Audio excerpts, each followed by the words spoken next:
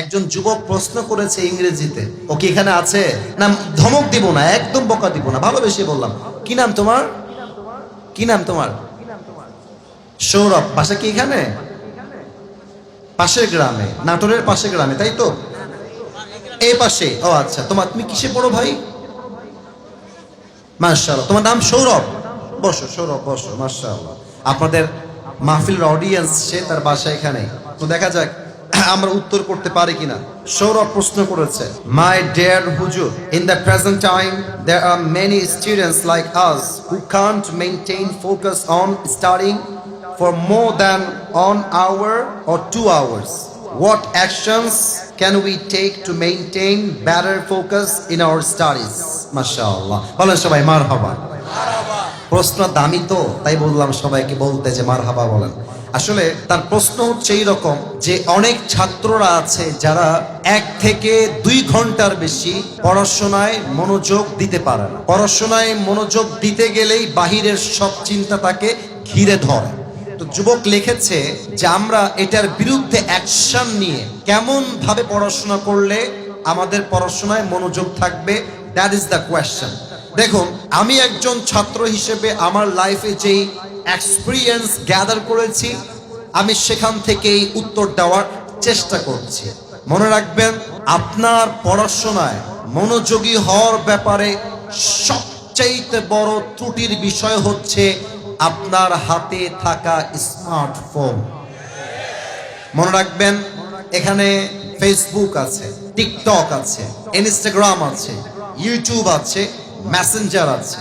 আপনি যখন ফোনটাকে পাশে রেখে পড়তে বসেন, প্রত্যেকটা সেকেন্ডে সেকেন্ডে মাইন্ড আপনাকে ট্রিগার করে, এই যে তোর গার্লফ্রেন্ড মনে হয় মেসেজ তোকে একটা দিল, এখনই চেক কর, এখনই চেক কর।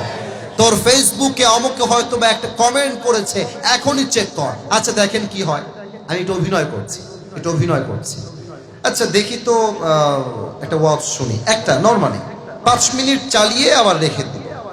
এই যে 5 মিনিট শুরু হয়, 5 মিনিট থেকে 10, 10 থেকে 20, 30 থেকে 1 ঘন্টা, 2 ঘন্টা পার হয়ে যায়। মোবাইল ফোন যুবকরা ছাড়তে পারে না, ঠিক কিনা বলেন?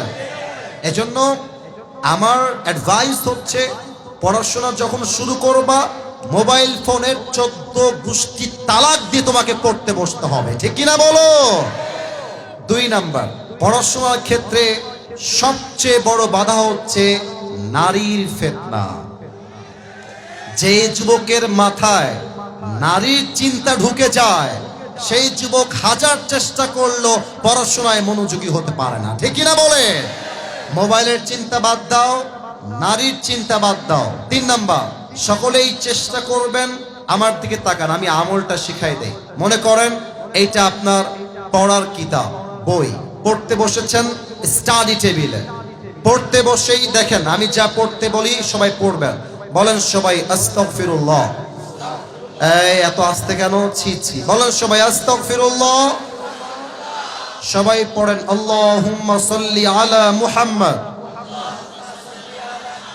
মাশাআল্লাহ। আবার জোরে বল, ওয়া আলা আলি মুহাম্মদ কামা সাল্লাইতা আলা ইব্রাহিম ওয়া আলা আলি ইব্রাহিম ইন্নাকা হামিদুম মাজিদ। ইস্তিগফার এবং দুরূদ যে পাঠ করে, তার পড়াশোনায় মনোযোগী হতে তাকে সহযোগিতার হাত বাড়িয়ে দেয় একজন। আওয়াজ দিয়ে বলেন সবাই, তিনি কে?